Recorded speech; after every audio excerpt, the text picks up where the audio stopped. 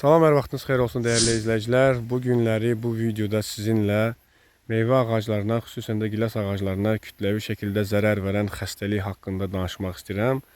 Bu xəstəlik monilyoz xəstəliyidir. Bu xəstəliyin törədicisi Mannaline göbələyidir.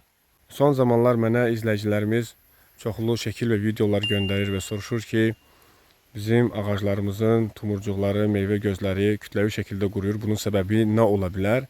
Əlbəttə ki, ilk səbəb elə monilyoz xəstəliyidir.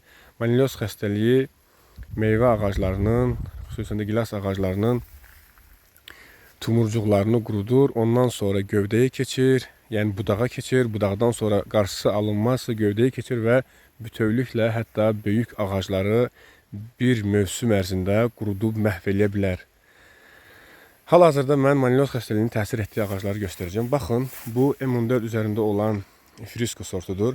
Baxın, burada biz ağacın bu hissəsinə fikir versək, demək olar ki, sağlam göz qalmayıb. Bu gözləri mən qopartmışam. Bu gözlər demək olar ki, yararsız vəziyyətə düşüb və qopardıb yerlərini də sizə göstərirəm. Bu gözləri bu vəziyyətdə idi. Yəni, bunların qalmağı ilə qalmamağı heç bir önəm daşımır. Əslində, qopardılıb təmizlənməsi daha şərtdir, yəni lazımdır. Baxın, bu tumurcuq artıq quruyub. Bu monilyoz xəstəliyinin təsiridir. Xəstəlik bu tumurcuqdan keçəcək sonra budağa, budaqdan isə ağaca keçəcək və bütövlükdə ağac quruyacaq.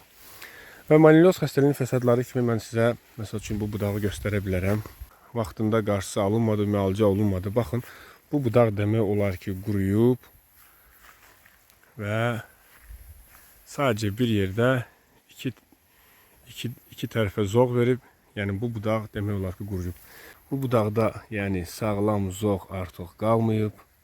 Demək olar ki, baxın, monilyoz xəstəliyin fəsadlarıdır. Baxın.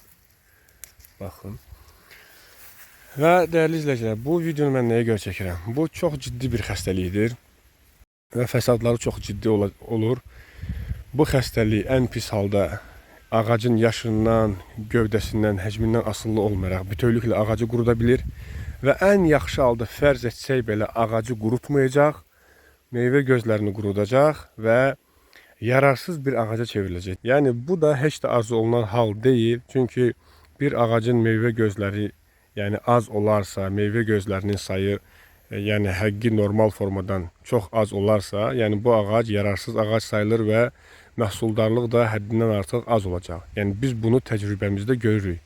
Yəni, monilyoz xəstəliyi əksər gözləri məhv etdiyindən dolayı 7-8 ilin ağacları çox az məhsul verir. Çünki meyvəni, yəni gilası verən meyvə gözləridir. Yəni, gilas meyvə gözlərində tutulur. Həmin gözlər yox olarsa, sadəcə gövdə, çılpaq gövdələr qalarsa, bu da məhsuldarlığa çox böyük təsir edir. Bu sistem isə müasir sortlar üçün ümumiyyətlə işləmir. Niyə? Çünki müasir sortlar ağacların həcmlərini balacalaşdırdı, ağacların hündürlüklərini balacalaşdırdı. Bu intensiv bağlardan söhbət gedir. Balaca ağacların üzərində maksimum dərəcədə meyvə gözlərini alaraq məhsuldarlığı artırmaq üçün və M14 üzərində olan və digər calaqaltılar, gizəl üzərində olan, adar üzərində olan ağaclarda meyvə gözləri də monilyoz xəstəliyi tərəfindən quruyarsa, bu ağacların məhsuldarlığı ümumiyyətlə az olacaq. Ona görə vaxtında xəstəliyə qarşı ciddi tədbirlər görülməlidir. Yəni, xəstəlik boşlu-boşuna buraxılarsa, ya ağac quruyacaq, ən yaxşı halda ağac qurumayacaq, budaqları çılpaq olacaq və yararsız bir ağac olacaq, məhsuldarlıq da çox zəif olacaq.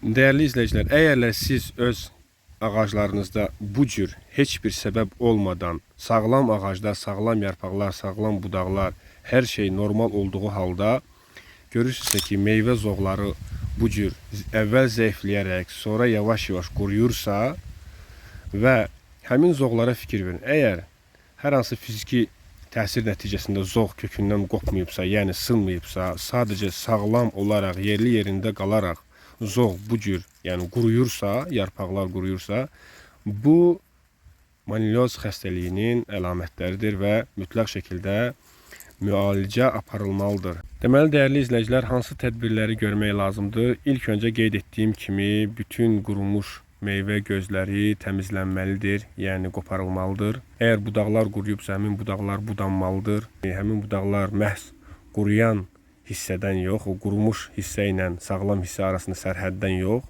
ən azı bir 10-15 sm hissədən, yəni aşağı hissədən kesin.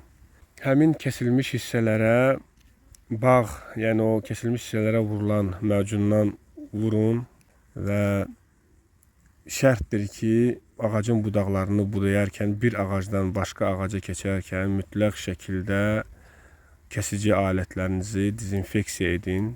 Yəni xüsusi dezinfeksiya edici vasitələr var, spirt var və digər vasitələr var. Bunlar dərman satılan mağazalarda satılır. Mütləq şəkildə alətlər dezinfeksiya olunmalıdır. Yoxsa xəstəlik bir ağacdan digər ağaca yayılaraq bağınız daha pis vəziyyətə düşər.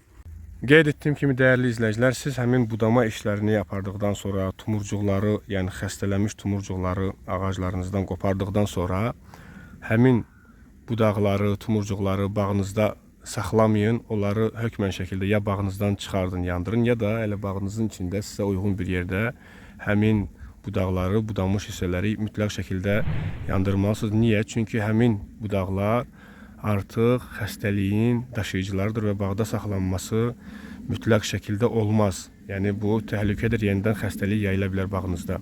Və bütün bu prosesləri gördükdən sonra isə ağaclarınıza, yəni maniloz xəstəliyinə qarşı dərmanlar vurulmalıdır. Bu dərmanlar isə funksidlərdir.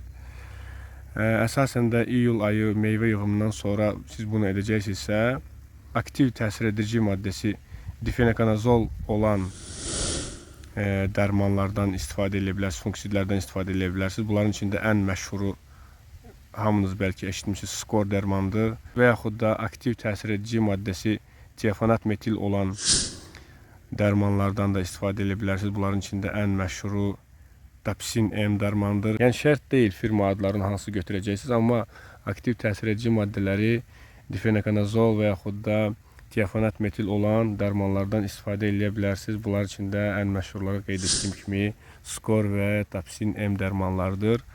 İzlədiyiniz üçün sizə təşəkkür edirəm. Kanala abunə olmağı, bəyənib paylaşmağı unutmayın. Növbəti videolarda görüşənədək.